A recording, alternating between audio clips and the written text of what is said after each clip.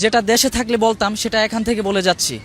আমাদের মাননীয় প্রধানমন্ত্রী জনাব তারেক রহমান সাহেবকে আমি বিনীত অনুরোধ জানাচ্ছি, আমাদের দেশকে যে হাফেজে কোরআনরা বাংলাদেশকে গর্বিত করেছে, সেই হাফেজে কোরআনদেরকে আপনার হাত দিয়ে যদি সম্মাননা অথবা সংবর্ধনা প্রদান করা হয়, তাহলে সামনে আমাদের বাংলাদেশ থেকে আরো অসংখ্য হাফেজে কোরআনরা বহির্বিশ্বে গিয়ে আমাদের বাংলাদেশকে আরো বেশি সম্মানিত করবে।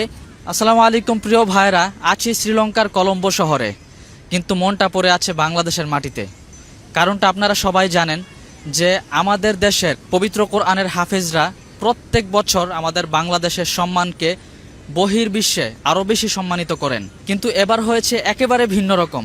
আমাদের দেশ থেকে একজন নয়, দুজন নয়, 4 জন হাফেজে কোরআন আমাদের দেশকে সম্মানিত করেছেন। তাও কোন জায়গায়? যে জায়গায় যাওয়ার জন্য মুমিন হৃদয় কাঁদে, সেই পবিত্র মক্কার মাটিতে আমাদের দেশের কোরআনের হাফিজরা এবার প্রথম স্থান একজন এবং তৃতীয় স্থান অধিকার করেছেন। আরও 2 জন আমাদের বোন পুরস্কার পেয়েছেন। আলহামদুলিল্লাহ। প্রথম স্থান অধিকার করেছেন আমাদের প্রিয় নুরুদ্দিন জাকারিয়া এবং তৃতীয় স্থান অধিকার করেছেন মাহমুদুল হাসান আশরাফি। ফ্লাইট একদিন ঢিলে হওয়ার কারণে মনে একটা ইচ্ছা ছিল যে আমাদের সম্মানিত হাফেজে কোরআনরা যারা পুরস্কার পেয়েছেন তাদেরকে রিসিভ করব এবং মনের মধ্যে একটা প্রশান্তি আসবে। কিন্তু সত্যি এটা হয়তো নসিবে নেই, সেজন্য আর পারা হলো না। যেটা দেশে থাকলে বলতাম সেটা এখান থেকে বলে যাচ্ছি।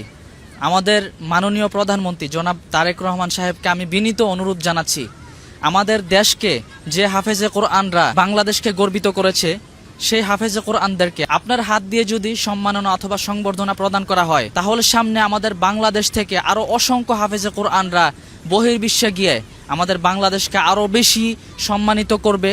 আমাদের দেশের সম্মান অর্জনের জন্য আরো অনেক বেশি চেষ্টা করে যাবে ইনশাল্লাহ। সেজন্য আমি মাননীয় প্রধানমন্ত্রী সহ দেশের মধ্যে আরো যারা বিজ্ঞ মানুষজন আছেন, আপনারা আমাদের হাফেজে কোরআনদেরকে আরো বেশি প্রমোট করেন ইনশাল্লাহ। আল্লাহ আপনাদের প্রতি আরো বেশি রহম করবেন ইনশাল্লাহ।